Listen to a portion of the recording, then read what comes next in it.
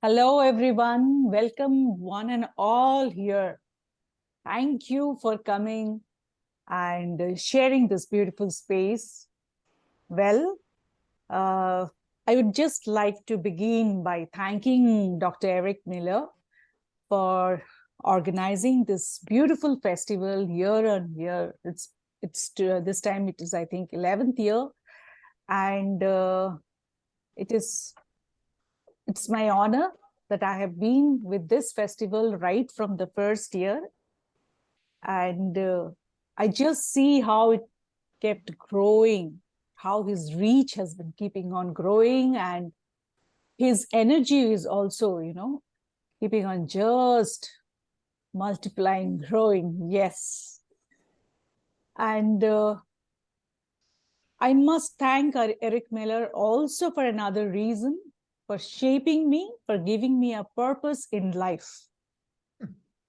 Yes, I keep saying every time, but how much ever I say, I don't think that's enough. Well, with that, let us get into this workshop today. The workshop is on forest, as you know.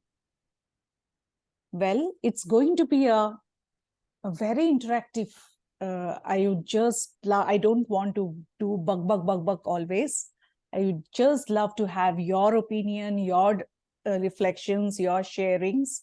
So that's why I request you to keep your videos on so that we can exchange that vibes and we can have our sharings together. Okay, so why forest? I was just thinking on various aspects of storytelling one day, and it came to my mind that we talk about characters, we talk about plot, we talk about the emotions, the problems, the conflicts. But how about the setting? It is the setting which is responsible for shaping up the character, shaping up the plot, continuity of the plot, and giving a mood to the story. So let us just think about the setting for some time. That's how the idea started. And then it came, once upon a time, there was a deep, dark forest. Rama went in exile in a forest. The Pandavas went in forest. The hero, who was an outcast, had to spend some time in the forest. The fables, in the forest, there was a lion and the mouse, and there was a friendship. Forest, forest, forest, forest. That's it. That actually, made me think, let me just start thinking about the forest. That's how the whole thing started. And I wrote to Eric. Eric said, good, as always. So what does forest mean to you? What is the epithet that you are going to give to the forest? You can write in the chat box. It's obviously it is difficult to all of us to unmute and tell. I have opposite feelings about the forest. Okay. On the one hand, I feel it's a place of regeneration and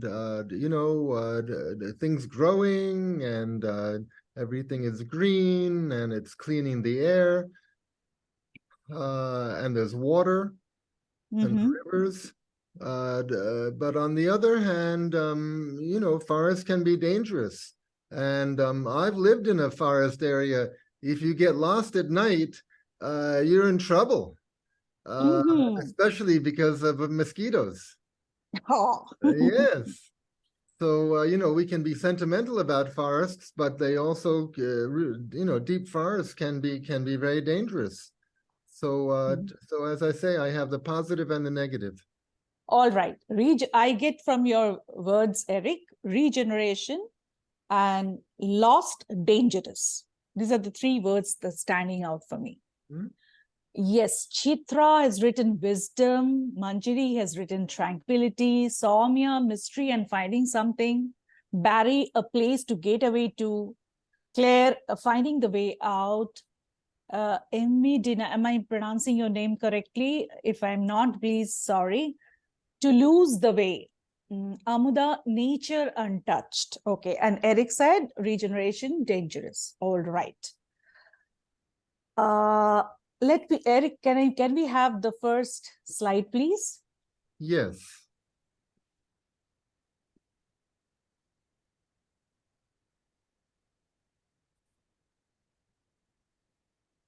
All right. So I just thought, what does the word forest mean on its own, objectively?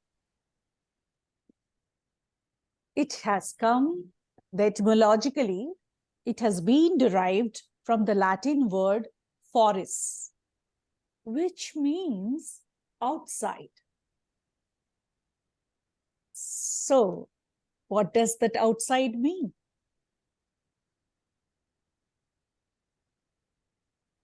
Have you all seen the slide? Yes. All right. So, what does this outside mean? For me, it could be anything. Outside connectivity, no digital tuck, tuck, tuck, tuck, tuck. No Facebook, no Instagram. Away from civilization, all right. Outside means apart, different, all right. It also means without shelter. Without Unprotected. shelter, yes. Outside the shelter, all right. Anybody else has anything to say about outside? All right, outside in the open sky, under the open sky. While outside means freedom. Good. Anybody else wants to say something? All right. So now, as was the tagline of the workshop, that we will be focusing more on the Indian mythology.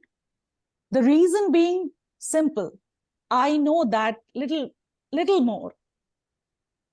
My idea about the other world mythologies are much lesser than Indian mythology. So I thought of concentrating more on that. Outside self, Chitra. So that's it. That is the only reason I'm focusing on Indian mythology. All right.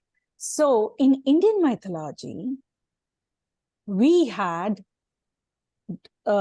seen that stages of human life have been categorized into 4 different parts. The first part, the student life, the student time. Where the students used to go during that time to get their education, to learn the life skill, to Gurukul. Gurukuls means the schools that were established by the gurus, the teachers, the wise, learned, holy men. And where that used to be? In the forest. Now let us connect the dot. Why in the forest? Outside human settlement, so no distraction.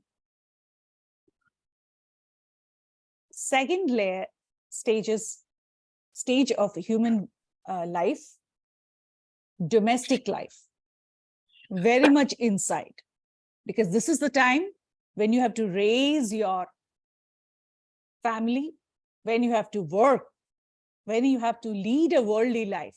So that has to be spent inside. The third one, the third level, it is Vanaprastha, a retired life. A person, man and woman, they have finished their worldly duties. Now it is time for them to delve deeper. For that, where they used to go? Outside, in the forest. Again, we will connect the dots. Why outside? Because that gives you that tranquility, the peace to look into yourself, to spend time with yourself, and develop your inward journey. It's the beginning point of your inward journey, the meditation. Let's come to the last stage, sannyas. That is renunciation. You give up, you have, in the third stage, you have gained that understanding, that inward journey you have been through. So you have understood yourself, you delved deep into yourself, and now you are ready to go to the other world, and hence renunciation. And where can that happen? Of course, outside human settlement, in the tranquility, in the forest. So, have you all been able to connect the dots with the outside, with the forest? Can I just get some of your opinion in the chat box? Like, how was your, what have you thought about this connection?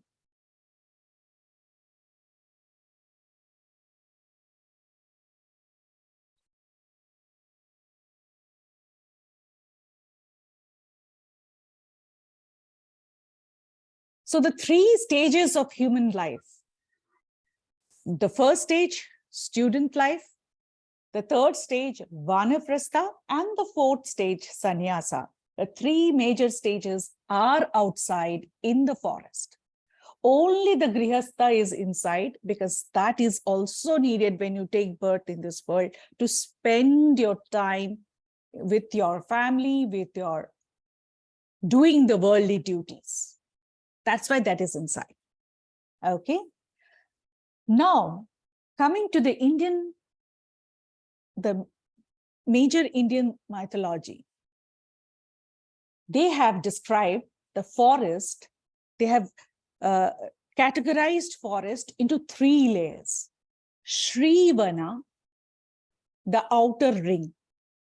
The outermost ring is Shrivana. Eric, can I have the second slide? Yes. So the three layers, the first one is Shrivan.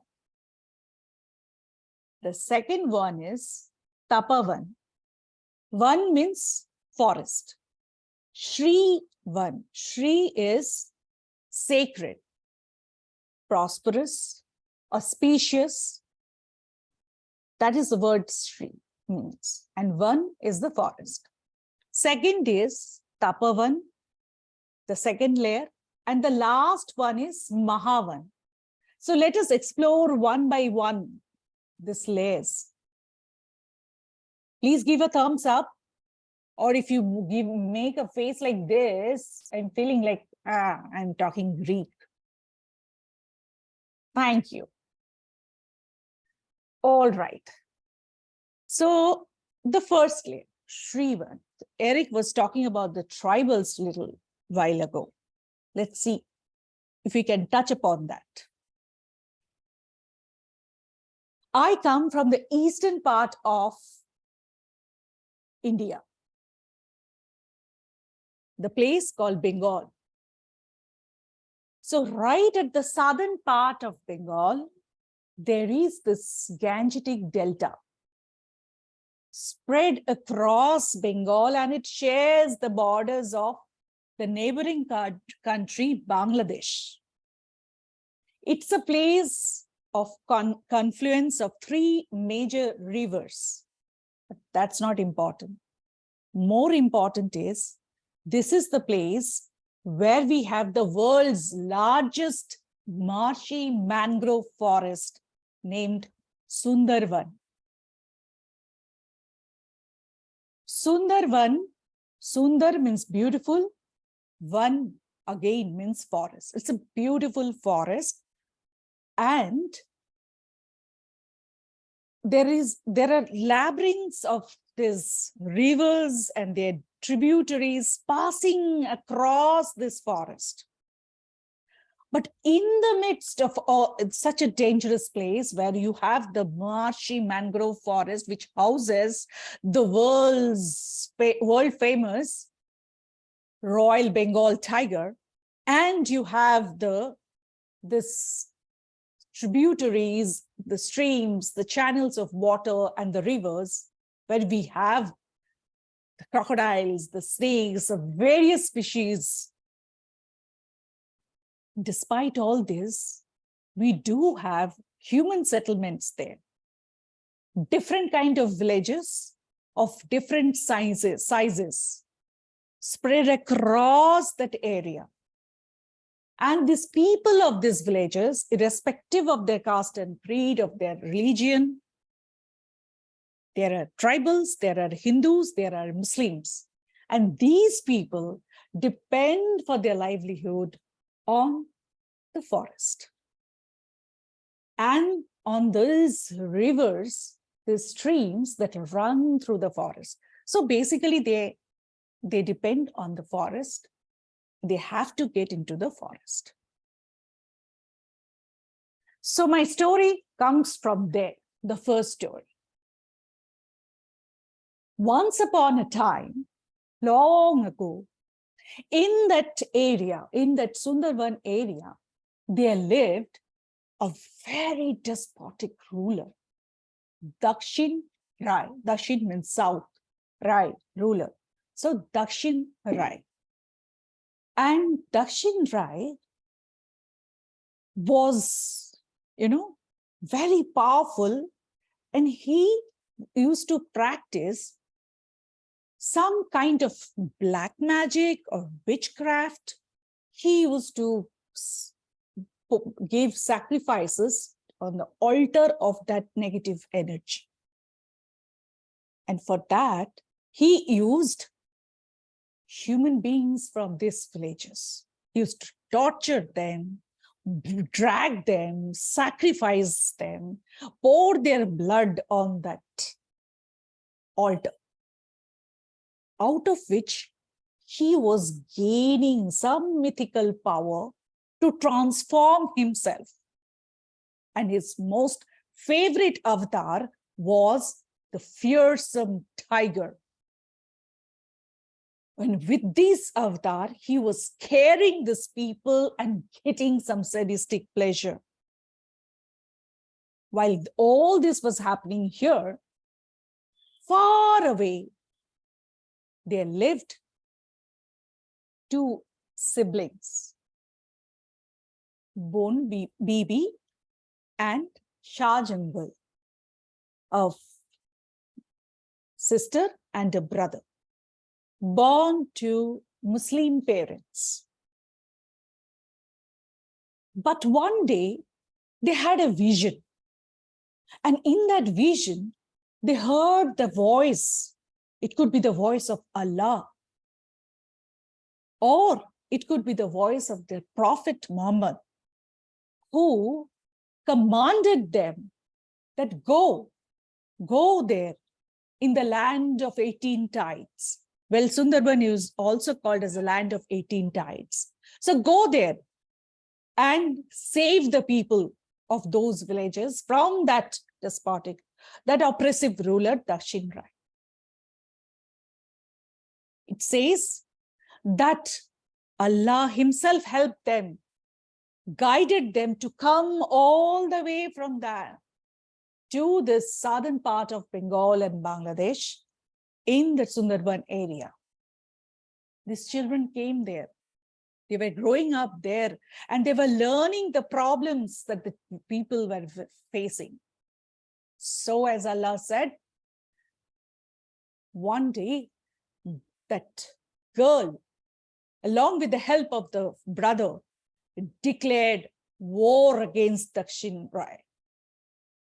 And Dakshin Rai was like, a girl and a boy, what would they do to me? He was ready to go and fight. And by the way, all these negative spirits that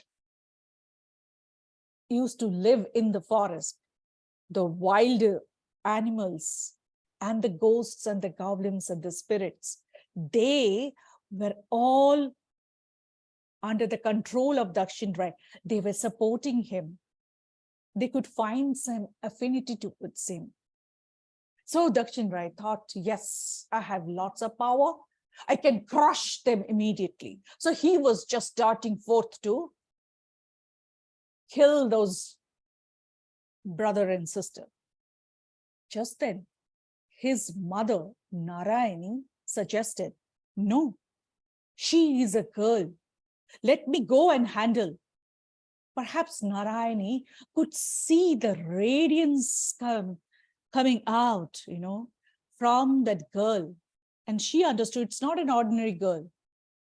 So she, along with the spirits and the goblins and the ghosts, they say, went to attack the girl and the boy.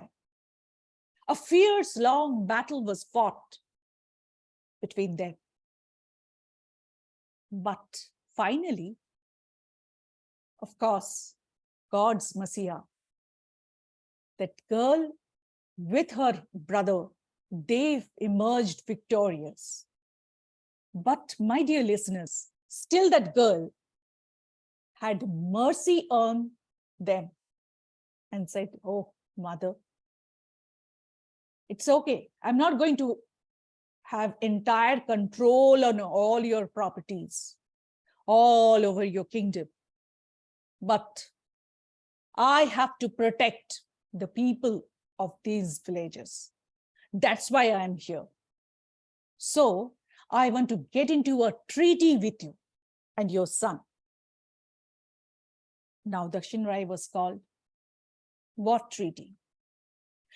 As long as these people are just entering into the forest, the first layer,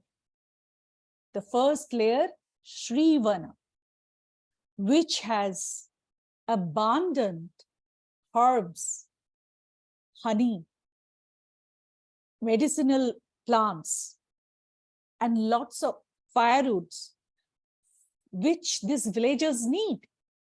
So as long as they're entering there to collect the things that they need, I stress upon the word need, and not to satisfy their greed.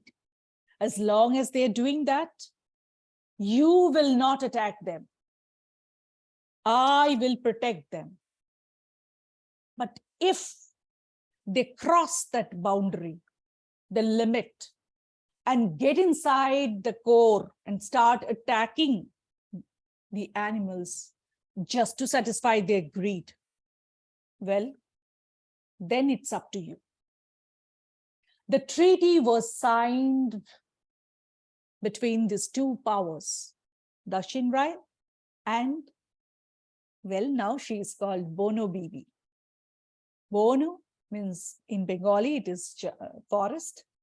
And Bibi, because her root is from Islam. But do you know, she doesn't discriminate between caste and creed and tribals and Muslims and Hindus. And we have a shrine over there, an open shrine of Bono Bibi, her brother, and the fearsome, the tiger avatar, that Dakshin Rai. But the story didn't end there. One day, a villager grew very greedy, and he went there taking a poor boy inside that jungle. And he's just convinced that boy that he was going there to collect honey. But greed took over him. And despite taking the honey, instead of coming out, what he did, he was trying to get inside and hunt the creatures. That's when Dakshin Rai faced him. He had a confrontation with Dakshin Rai. And then that cunning villager said, well, you need somebody to offer as a sacrifice in that altar of your energy, whom you worship, right? So how about this poor boy? I can just hand him over to you. That boy named Dukhi immediately began praying to Bono Bibi, please, mother, come help me out. And Bono Bibi rushed to save that boy. A Muslim girl went there to save a Hindu boy. A Muslim girl has become a deity, is somebody whom they all worship, irrespective of caste and creed and religion. So today's world, where we are all fighting for various divisions, this story just connected with me. Because nature, the forest, doesn't discriminate based on any religion or caste or creed.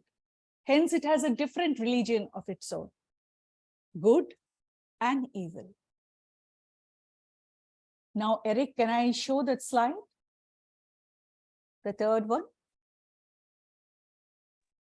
Yes, just one moment.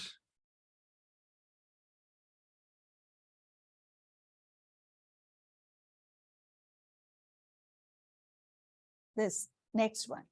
Yes. I just wanted to show you this slide. Can you see that board at the back? It is the symbol of the jungle, the forest, the birds, the trees. Yes, the sky. In front of this, you see this Bono Bibi, that girl born to Muslim parents, but being worshipped by all the communities, the tribals, the Hindus, the Muslims. She has been decked like a Hindu goddess. So the Hindus come, offer prayers, give flowers, and the Muslims come and they do namaz, they pray. She is the unifying force over there. And this is the boy who has, just below that Bono Bibi, you see the boy who was protected by her, that Dukhi, the poor boy. Just beside Bono Bibi, you see a man with a beard. He is the brother of Bono Bibi, who accompanied her into the jungle and helped, also fought with Dakshin Rai. And of course, this fearsome tiger is the Dakshin Rai. He has taken the form of the tiger. So this is the picture, this shrine, the villagers, irrespective of any background, while they enter in the forest now, they pay their homage and they get into the forest. They have complete faith that Bono Bibi will definitely protect them. Till date, they do that. And they just go to collect what they need, not to satisfy their greed. I end my story here. Now, I just request you, thank you. I just request you to share your reflections. How has the story connected with you?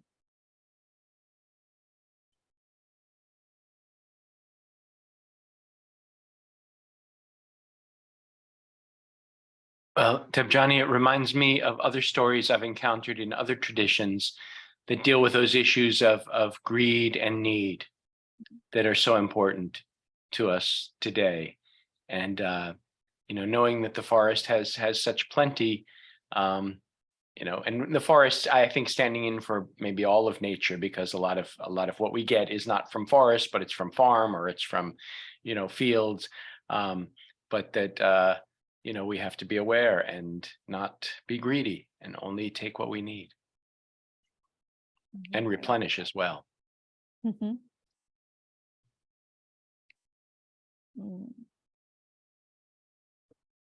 Thank you, Amuda. Anybody else wants to share?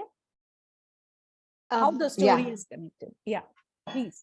Yeah. So I think the connection for me is the forest is such a protector. It's always there to protect us. And I'm also reminded of another story. I think it comes from Bengali folktale only. There'll be a queen who will be sent away to the forest, and the forest protects her, and her hair becomes the forest. Her hair becomes the forest, and all the animals take shelter in her hair. I see. So anyway, just thinking of this, the nature of the forest to be a protector is what comes to me. All right. Thank you. Thank you, Soumya. Anybody else wants to say anything? Yes, yes. Please. Hi, Debjani. Hi. Wonderful story. Thank you. You know what connected with, what resonated? Something that I believe that nature balances things out in life. There's a balancing effect, for whatever there's good, evil, and whatever there is happening, around. Nature has a way of balancing herself and, keeping things at an equilibrium in some sense. And there's a saying which goes like, for every question you have in life, you will find the answer in nature. And I really do believe that. So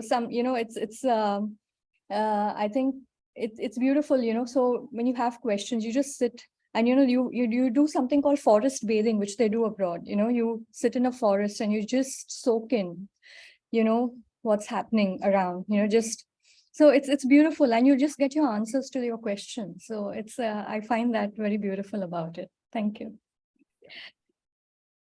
All right. Now, if we just replace forest with mind, what is that Bodo Bibi? What is that Dakshidrai? What is that limit? For me, Bono Bibi is that protective spirit, that guiding force, the ideal force, the good. And the moment we cross that, we can be controlled by Dakshidrai.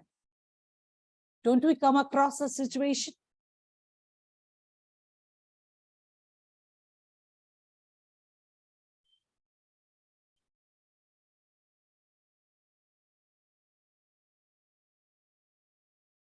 So it is like striking a balance between Dakshidrai and Bono Bibi.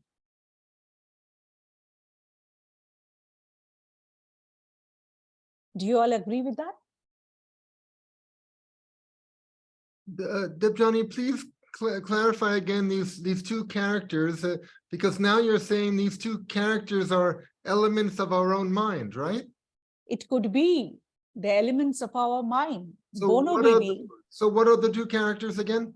Bono Bibi, that lady, and the forest is the mind. And here we have Dakshidrai, the evil force. So we have a good energy, and the not so good energy, so ideal and real, good and evil, both the energies in the mind, and we need to strike a balance. As the villagers strike a balance between greed and need, here also we need to strike a balance in life between the need and the greed, between the protective force, the ideals, and the negative force.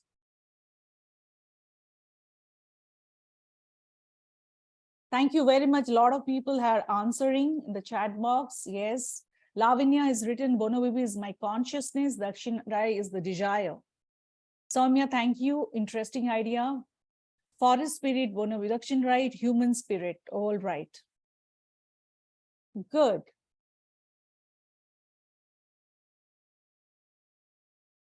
All right. So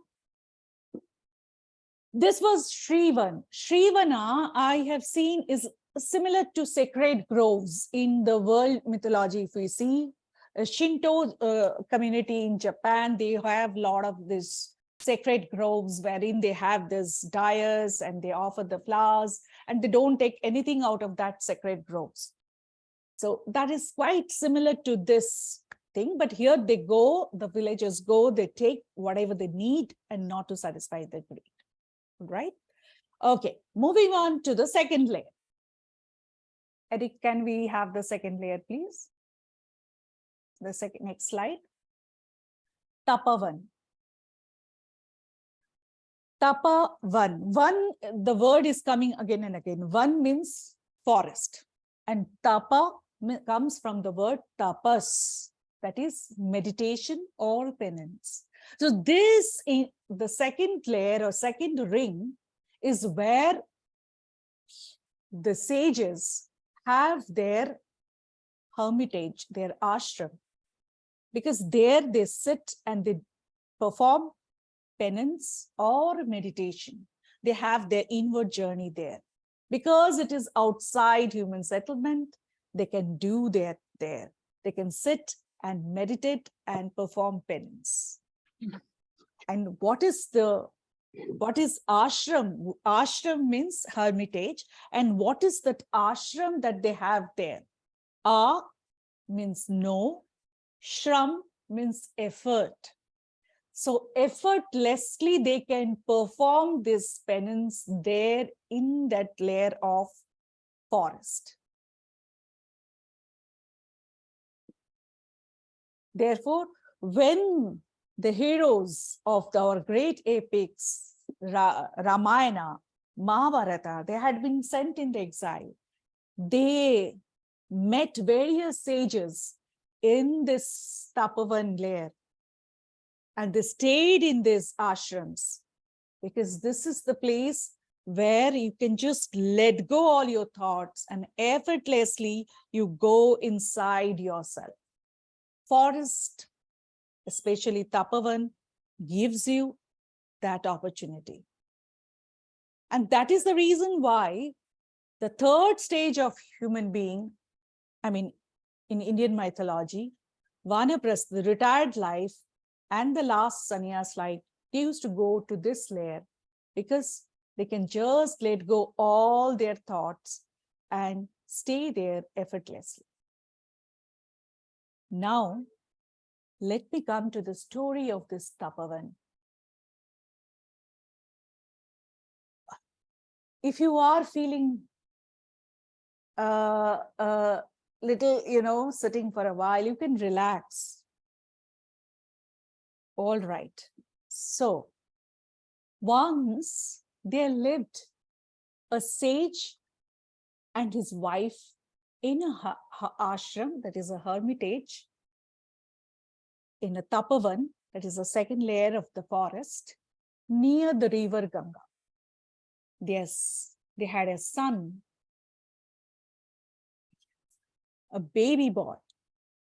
He used to play around that ashram, that hermitage, play with the rabbits, chase the deer, stroke the squirrels, mimic the sounds of the birds chirping. He used to live a blissful life. As he was growing up, he began wandering around that area. Slowly, his courage, increased, and his curiosity too. So he began exploring that forest more and more. He was wandering aimlessly here, there. And one day, he got lost in the maze of the forest. He was trying to get back home, trying to find out his path, which would lead him back to his destination. But he was lost in that maze. He could not find that path. He just sat there and began crying, yelling. That's when a hunter was passing by. The hunter could hear the sound of that baby boy crying. He followed that sound, he went there and he rescued that boy. He asked him, where is your house? Who are your parents? But the boy was so disturbed, he could not tell anything clearly. The hunter took him along with him to his hut, gave him shelter, gave him food, and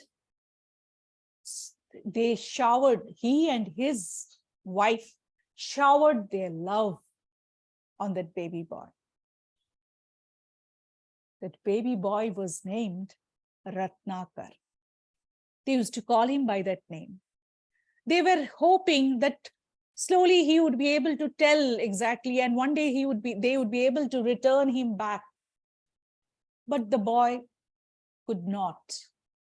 And with the love of his new foster parents, his memory of his original parents, his hermitage, the play where he was growing up, faded away, ebbed away. The boy got a new identity. Ratnakar, the son of a hunter. And as he was growing up, he was learning, he was accompanying his father, and he was learning the tactics of hunting. He slowly learned that skill and he became a skilled hunter by the time he was quite young. And they thought to get him married. He was married to a lovely girl from another hunting family. So he had his family now. He was on his own hunting. He became, over time, a fearless hunter. So ruthless that even the birds used to fly away just having a glimpse of him or hearing his footsteps. The deer, the rabbits, and the other small creatures would just flee away seeing him. Children were born, more responsibilities, more mouths to feed. So hunting was not enough. Now he began thinking what to do. So now he chose another identity, a new avatar. He became a dacoit. He started plundering, looting people who used to pass by that forest, hide somewhere behind the bush. And the moment you would see someone passing, you just pounce on them and take away all the things forcefully. His family were happy. They were getting good food. They were having good life. One day, that Ratnakar, now ill-reputed as dacoit Ratnakar, was hiding behind a bush when sage Narada was passing by. Well, as we all know, the great devotee of Vishnu, sage Narada, was just lost in his thought. Narayan, Narayan, Narayan, Narayan, Narayan Kapat. Ratnakar just jumped upon him. Hey, give what you have. Narayan, Narayan, I don't have anything. I am just a sage. What can I offer you? I don't want to hear any excuses. Give me what you have. Son, Narayan, Narayan, I just have some devotion for my Lord. I can give you that. Okay, whatever, be that devotion or what, give that. And sage Narada started singing the devotional song. He started playing the instrument, the stringed instrument Veena. And slowly he noticed there was a transformation happening in Ratnakar. Then he stopped and asked, my son, why are you committing this sin? Sin? What sin? the sin of looting people, hurting them, this is not done. I do this to feed my family. But do your family members know that you do that for them? That's how you're bringing food for them? I don't know. Do you think they will partake of the sin that you are committing? Of course they would, because doing it for them. Why don't you go back and check? Ratnakar went back, rushed, confident that his family members would definitely share the sins that he had committed, if at all. He went, he asked them. They were shocked. What? You are a dacoit? You have been feeding us by looting people? We never asked you to do that. But I was doing that just for you all. No, we never asked that. And we are not a party to your sin. Dejected, shocked, Ratnakar returned to that sage. And tears were rolling down his eyes. He said, Prabhu, what can I do, Swami? You can get rid of the sins. How? Just sit, meditate, and chant the name of Rama. Where? Here in the forest, in the stillness. He began doing that. He sat, he meditated, and he began chanting the name of Mara, Mara, Mara. My dear friends, dear listeners, those of you who belong to some other beautiful cultures, you might not know the meaning of Mara. Mara means dead. And he was asked to take the name of Rama, one of the avatars of Lord Vishnu, one of the trinities of Indian mythology or Indian Hinduism. So he was not able to pronounce Rama. He was chanting Mara, Mara, Rama, Mara.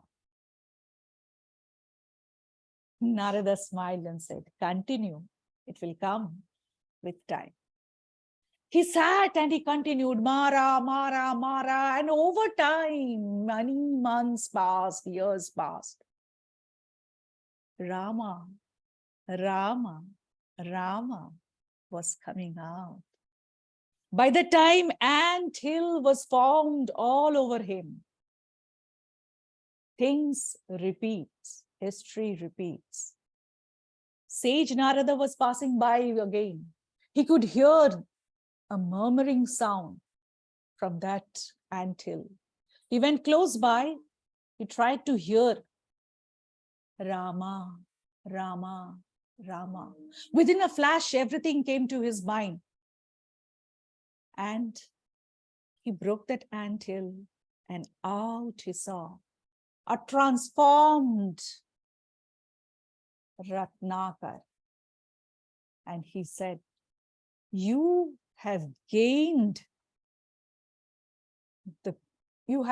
realized yourself and you have gained the divinity sitting here within the anthill, which means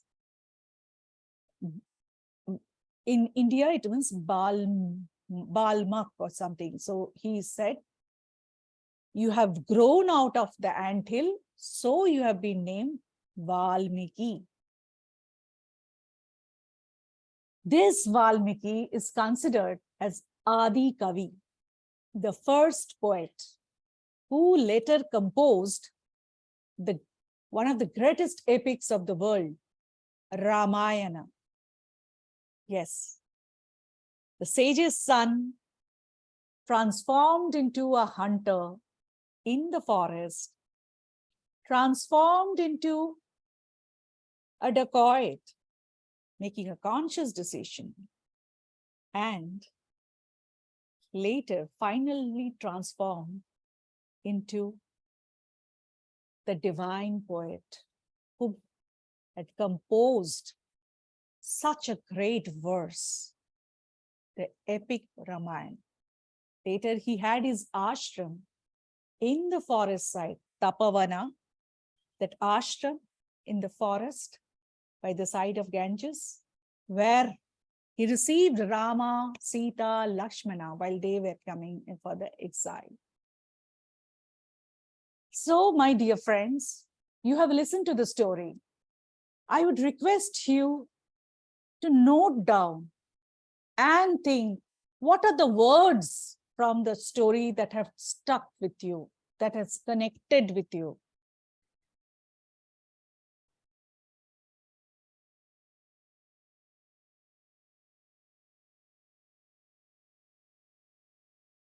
Transformed. Thank you, Claire. Transformation. Thank you, Soumya. It could be multiple words. For me, the maze of forest where he got lost. We often get lost in the maze of life. The reflective word play on Mara, from death to life. Yeah.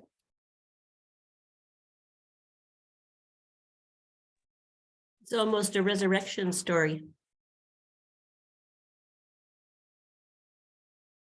And forest gave the opportunity for all this. It played a setting which could bring in this transformation.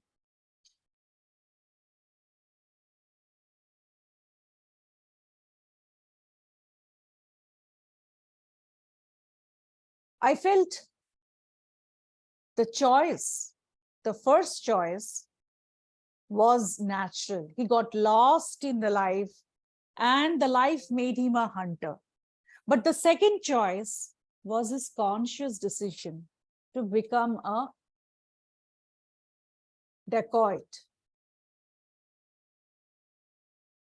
And the last one was again another conscious decision to purge of the sins. So it is within us.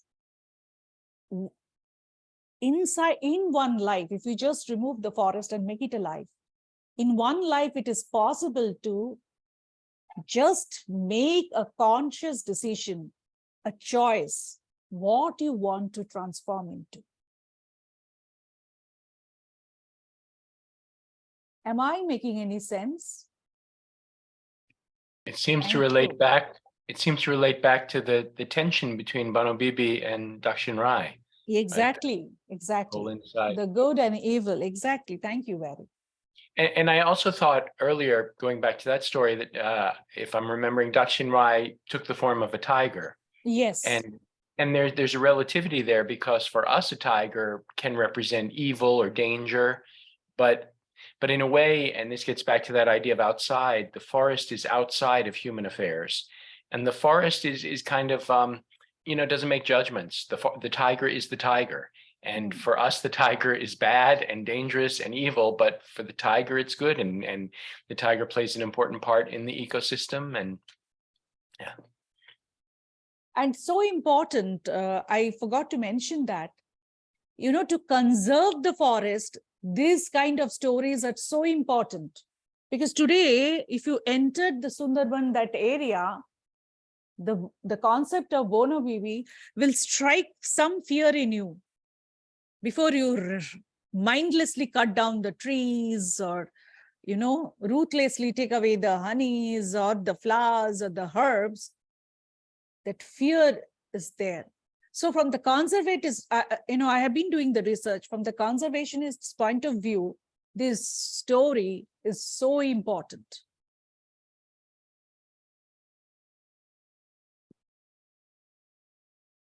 Thank you very much. Thank you very much.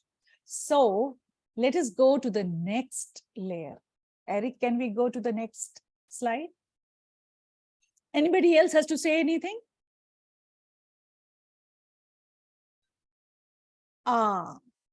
This comes here comes the core forest, Mahavan. Mahavan is what we know as jungle. To conserve the forest within us. Yes, thank you, Lavanya. So, Mahavan is the core forest. Please, please, dear listeners, can you switch on your video? Because we are going to have an activity where I need all of you to perform something. Yes, it's an experiential activity. So I just want you to switch on your video kindly. Otherwise, it will not, the purpose will not be served.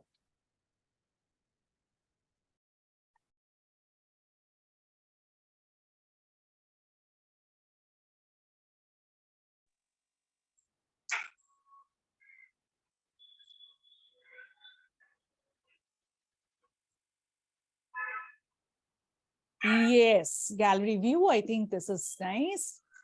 All right. Let us all go down as seeds. Yes, as seeds. I request all of you to just go down as seeds. The sunlight, the water, sunlight, water, and slowly the seed is sprouting up. We are just weak sapling plants which need more water, more sunshine. We are developing into stronger plants. Yes, into the trees, spreading our branches, flowers, fruits.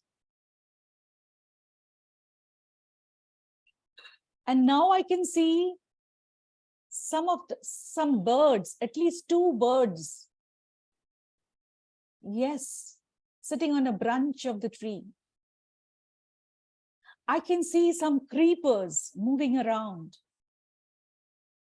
Yes, the creepers are creeping forth. I can see a deer prancing around. I can see a rabbit. I can see a mouse squeaking. Oh, I can see a snake just around the tree. All right. I can see the lion. I can see the tiger. There's a stream flowing by where I can see a crocodile.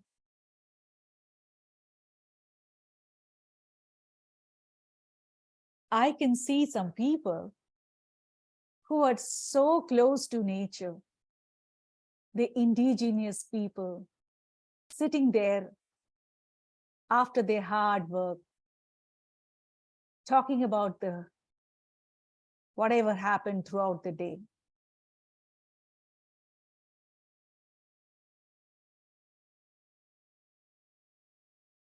I can see lots of flowers, beautiful flowers, thick foliage,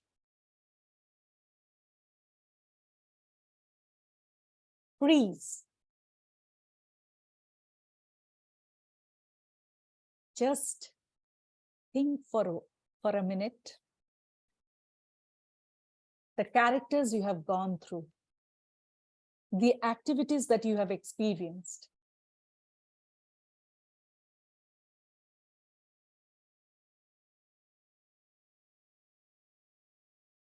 And what does that activity speak to you? Release.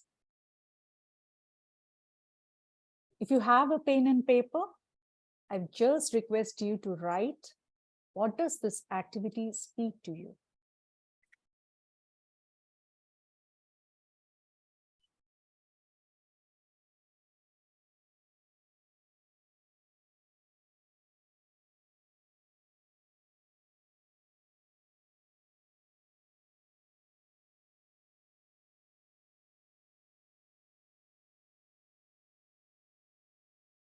Can we take out anything from this forest?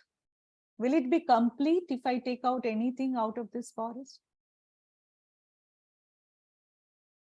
The trees, the flowers, the rabbit, the deer, the birds, the indigenous people, the lion, the crocodile, the stream, the fruits, the herbs. Will the forest be complete without anything or anything of it? Not even the mouse. That was my thought. So you will please welcome to write your thoughts.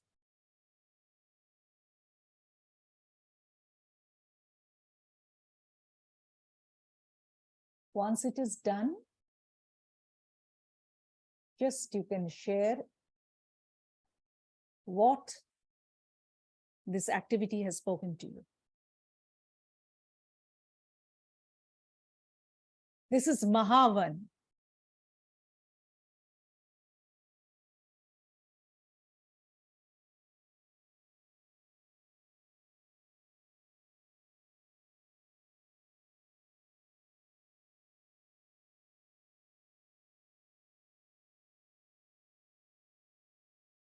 The rabbit, were you scared of the lion?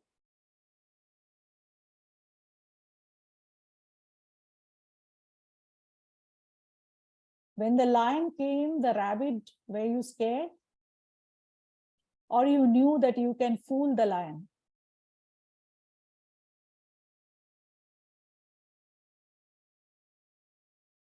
The lion, were you sure that you will be able to get your prey today?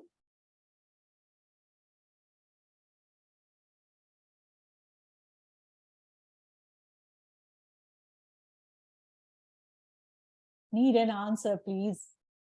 And nothing right or wrong, just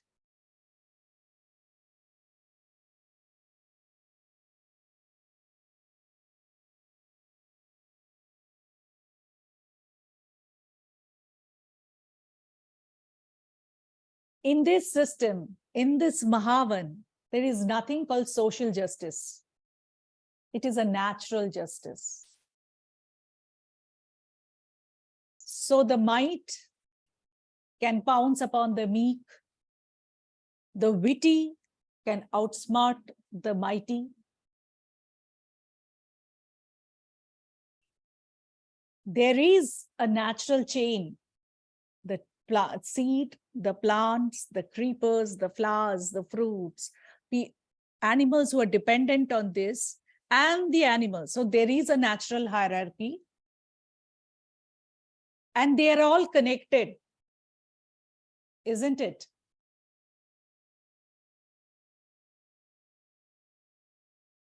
So if we take out one, it won't be complete. So now, it's a very famous story. Well, one night, everybody, most of the animals were asleep. The elephant was asleep too. There came gecko, gecko. Chief, this is a story from Bali. So there, the chief is the elephant. Chief, you are sleeping. Please wake up. I cannot sleep.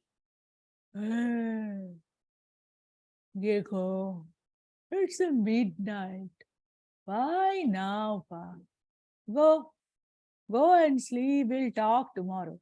That is exactly the point. I cannot sleep. Why? Because the fireflies are blinking on and off, on and off. Oh, I cannot sleep, Chief. Do something. I'll talk to the fireflies tomorrow. Now you go and sleep. Hey. Gecko, gecko, gecko, gecko left. Next day morning, the fireflies were called. Chickpiggy, chickpiggy, chickpiggy, chickpiggy. Chief, good morning. Have you called us? Fireflies, I have a complaint against you from Gecko. Oh, Chief, what have you done? You have been blinking on and off at night and disturbing Gecko. And Gecko again came and disturbed me. Oh, I could not sleep well because of Gecko. Please, please stop blinking on and off, huh? Oh, Chief, chickpiggy, chickpiggy, chickpiggy, chickpiggy. You see, we do it for a reason. Reason? What reason? Because, the buffaloes poop on the forest path.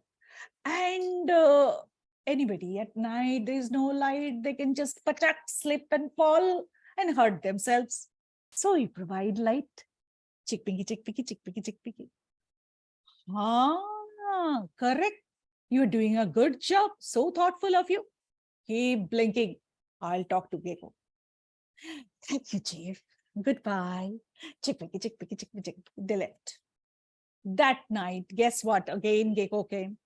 Gecko, Gecko, Gecko. Chief, you were sleeping, but I cannot sleep. I told you to talk to the fireflies. They're still blinking on and off, on and off, on and off. I have spoken, Gecko. Then it's because the buffalo poops on the forest path. They are providing light. They're doing a good job. Buffaloes poop on the forest path. Why? Buffalo can poop somewhere else, no? Please, you talk to the buffaloes. I need sleep, Chief, please. All right, go. Tomorrow I'll talk to the buffalo. And he slept. Next day, the buffalo was called. Buffalo was too scared. Chief, have you called me? What have I done? What have you done? Oh, poops on the forest path, buffalo. I do it for a reason. Reason? What reason for pooping on the forest path? You see, the rain comes every day very heavily, washes away, creates holes. And at night, if anyone steps on the holes and stumbles, they'll break their legs, no? So I just try to cover the holes. Well, I don't know how to cover the holes. I just turn and poop. All right. Wonderful idea. Keep pooping as much as you can and cover the holes. I will handle the gecko. Go. Thank you. And the buffalo started grazing more. Thank you, Chief. Left. Next, that night, once again, Gecko was furious now. Chief, I have been coming to you for several nights, but you were not helping me in any way. The fireflies are still blinking on and off, on and off, on and off. Gecko, I have spoken to Buffalo. He does it for a reason. And he told everything. I don't know. You have to talk to the rain. Rain? Yes, you can, Chief. You have to do anything to help me. All right. Well, next day, he spoke to the rain. Yes, Chief. Are you calling us? Yes, Mr. Rain. Why do you come so, heavily, wash away, create holes that is making a mess here and chain of problems? Please don't do that, dear. Chief, we do it for a reason. And what reason? If you don't come heavily and create holes, there won't be any mosquito. I mean, because there is mud puddle, then only the mosquitoes are born, right? And the gecko only eats mosquito. I see. Keep coming. I now know how to handle the gecko. That night, Gecko came. Gecko, Gecko, Gecko. Hey, chief, what are you doing? Have you spoken to the rain? I have. Well, rain can stop creating holes, just that there won't be any mud puddle. And if there is no mud puddle, there won't be any mosquitoes. Who eats mosquitoes, by the way?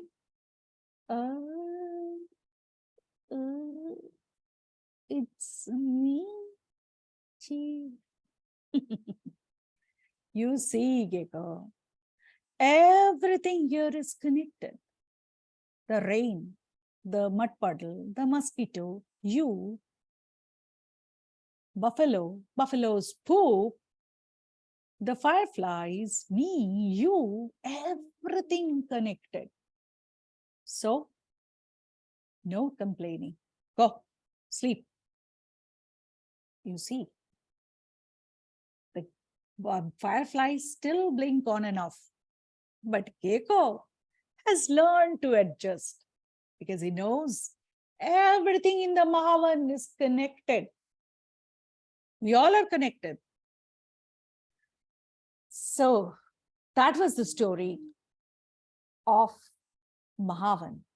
Now I would request Eric to take you, we have some 6-7 minutes left, take you to the breakout rooms, just work with the partners, see what story comes to your mind with any of these 3 layers, and just have a discussion.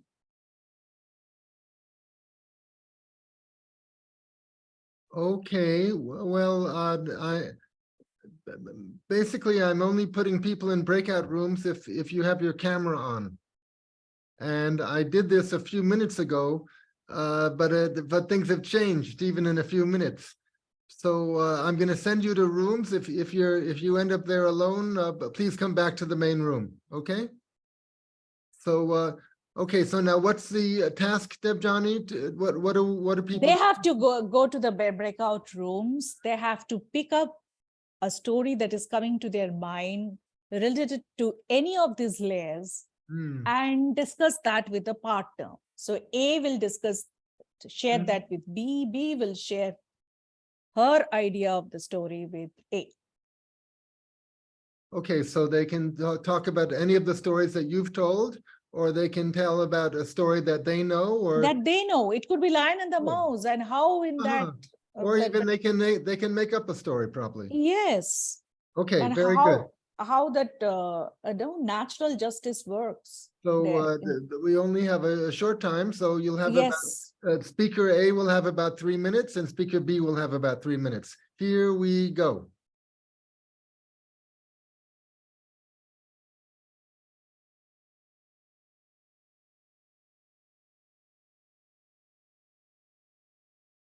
Eric, did you put me in a room? I believe I did, but You may have put my cell phone in a room. Yes, that's right. So I'm going to do it again. Yeah, I'm going to put you in room 2. Just 1 minute. Assign to room 2. Here we go. Yep. And Pratigya, I'm going to add you to a room that already has 2 people in it. So yeah. Okay.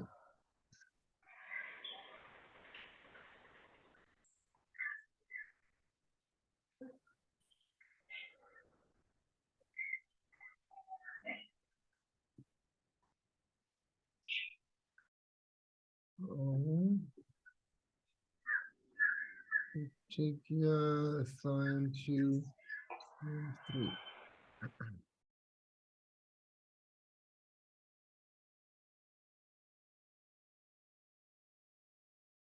Okay. Very good. I'm going to pause the recording now for a moment, okay?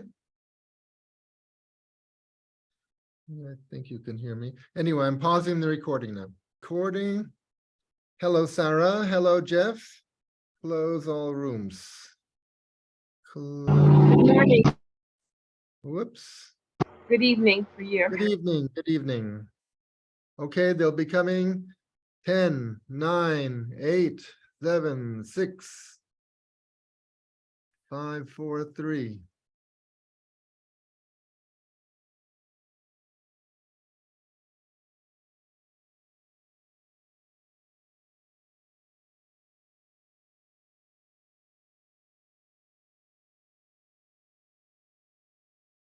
Okay, Debjani, everybody's back. Hello, everyone. Thank you. Yes. So, how was the experience in the breakout room? Sharing with everyone. Can one or two of, I mean, due to time constraint, we can't have all of your sharings, but if at least we can have one or two persons sharing their whatever you discussed. Can I go? Yes, sure. All right. So I was in the room with Claire Nolan. So first of all, we had to take so much time to discuss what a beautiful workshop this is and how we connected so well with the layers of the forest and the metaphors that you brought in. So for Claire, it was the Tapovan that connected very deeply with her, because she said that it connected to what a human goes through, after being born, going into the maze of life, and then trying to resurrect himself from what a death of somebody to rebirth of a new person. So she connected so well with that Tapovan part of the story. For me, it was the last one, that is the Mahavan. Because I think even though the first two stories are very close to my heart and I related so much with it, what stuck to me was, I think as humans, since you mentioned that the forest is a metaphor to mind, I thought that the good and the evil that coexist in the forest is also a metaphor to the good and the evil that is there in us as humans too. And so, and it cannot be completely good, it cannot be completely evil, it has to be both. And we'll have to find a way to balance and live in peace with it, make a harmonious relationship with all the good and the evil that we have, and probably see how we can enjoy the experience of the forest, having both the good and evil with us, and making sure how we can create a balance. So that was what resonated with me so much. Thank you, Debjani. It was a wonderful, wonderful. Thank you, Lavanya. Anybody else? Me? Yeah. Okay. I arrived late, but the last story was very good for me, because I remembered, I always liked that story about the mosquitoes and the gecko, and like it very much, and it has enriched me a lot to see the whole. But the thing is that there is an Amazonian tale about a boy who gets transformed. He had a yellow jacket and black pants, and he got transformed by a fairy witch, into a bird because he was too talkative. He all the time liked to talk and comment. And some people said that he was a gossip, but it's not true. He was not a gossip. Maybe he sometimes he made it a little like over. Maybe he got a comment that was out of the question, but in reality, he communicated with people in this place, and that's why the fairy converted him into a bird who brings good news when the ships arrive to the because the Amazonian region just communicates by the rivers. So when the ships arrive, he all the time is singing. So he's communicating the good news that people arrive. So that's the sense that, just like I said, everything is not black and white. You have to search for the deep meanings of why people are like that. You don't have just to judge immediately that this is this and this is that. That's the meaning for me. Thanks. Thank you. All right. One more thing, the last thing I'd say. In this forest, there is no ending. It's just like human life, human society.